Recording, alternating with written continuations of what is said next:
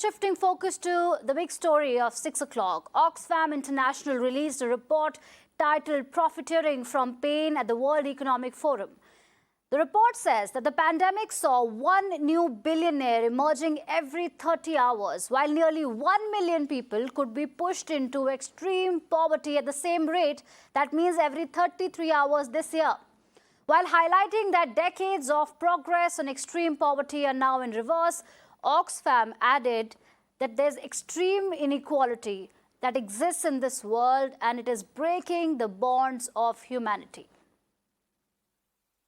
All right, for more on this, I'm joined by my colleague Charlene on the broadcast. Charlene, the takeaways of this report are an eye-opener for this world at large. The number of billionaires that are on the rise. We're not against the rich, but the report highlights the extreme inequality that exists in this world. Could you take us through the key takeaways of the Oxfam report? That's right, Archana. While the rich and the powerful meet at the World Economic Forum in Davos, Oxfam International has certainly come out with a staggering report. Now, what this report says and what are the details, we'll quickly take a look for our viewers. Now, first and foremost, it goes on to say that the pandemic saw one new billionaire every 30 hours. And if this point is astonishing, then you must wait for the next one. That goes on to say that 1 million people pushed to poverty every 33 hours this year. So this is a clear juxtaposition. On the one hand, you have one new billionaire every 30 hours and 1 million people pushed into poverty every 33 hours. That is the economic inequality that's prevalent and that Oxfam report is calling out there. Cost of essential goods rose faster. Also, why this happened, it's citing certain reasons. Quickly, let me take you through another point. Food and energy sector billionaires earning 1 billion every 2 days. Now, what that means is you have the pandemic and subsequently the rapid inflation, which has been the highest in several decades across countries. Because of that, there are several people who are finding it hard to even stay alive. And that's the point which even Oxfam is making. Decades of progress of extreme poverty now in reverse. All the hard work that has been put into getting people out of poverty is now just perhaps fallen through the cracks, and now it's working in reverse because of the rising inflation that the pandemic has created. Millions facing rising cost of simply staying alive. That's what I pointed out just a short while back, where people are just living hand to mouth and are finding it really hard to even sort of earn their daily bread. Apart from that, it goes on to say billionaires' wealth rose more in the pandemic than in the last 23 years.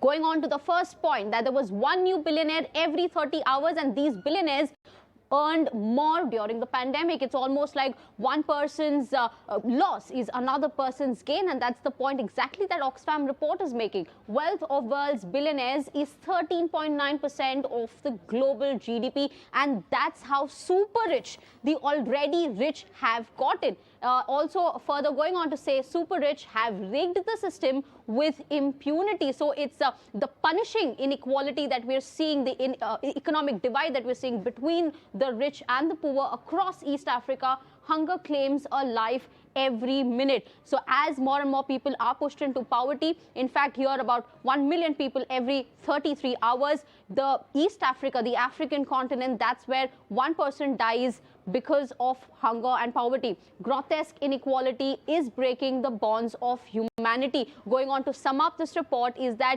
it's time to act now. On the one hand, you do have the rich getting richer, but we also need to focus on the poor, who are, in fact, you have more and more people who are being pushed into poverty post the pandemic. Back to you.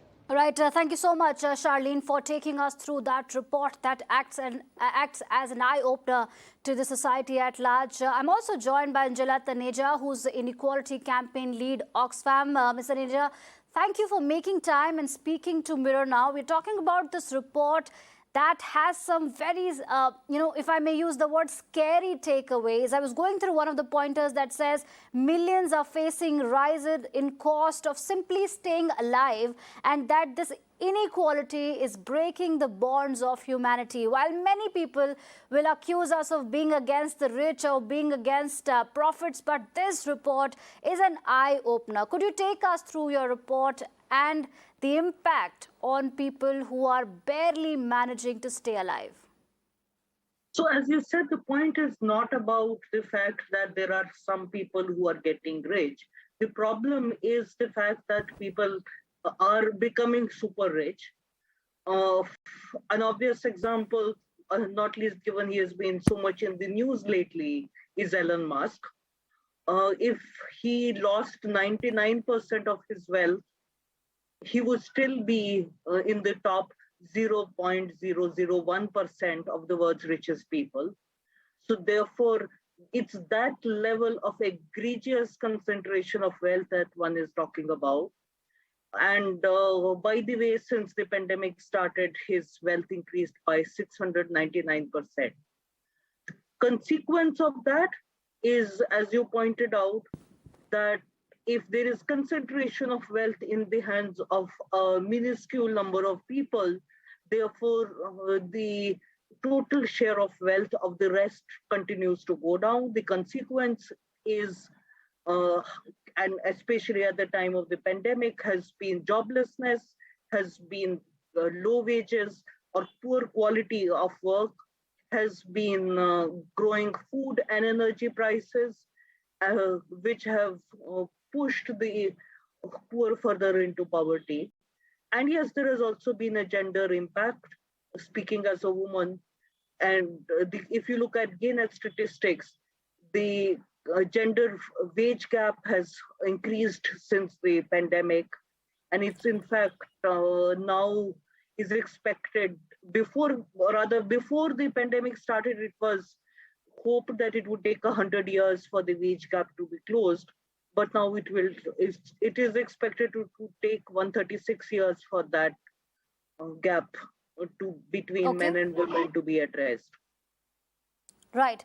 Ms. Taneja, a very important point that's been made by Oxfam as a solution, as a suggestion, is that taxing these super rich people. You've suggested that a permanent tax to rein in extreme wealth should be imposed. Could you share more details about that, please?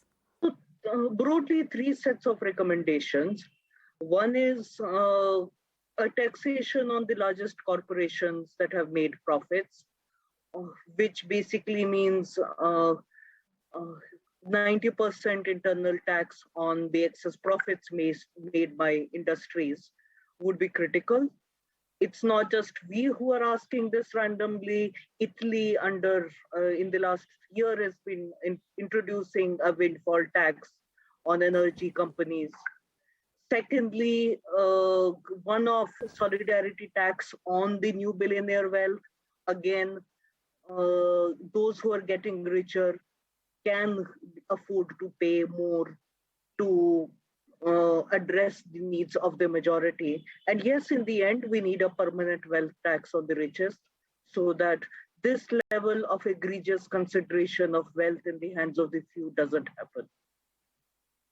Absolutely. Thank you so much, Anjela Taneja, for making time and speaking to Mirror Now and sharing your insights on this very critical story, how because of COVID, the rich are getting super rich and millions are being pushed into poverty.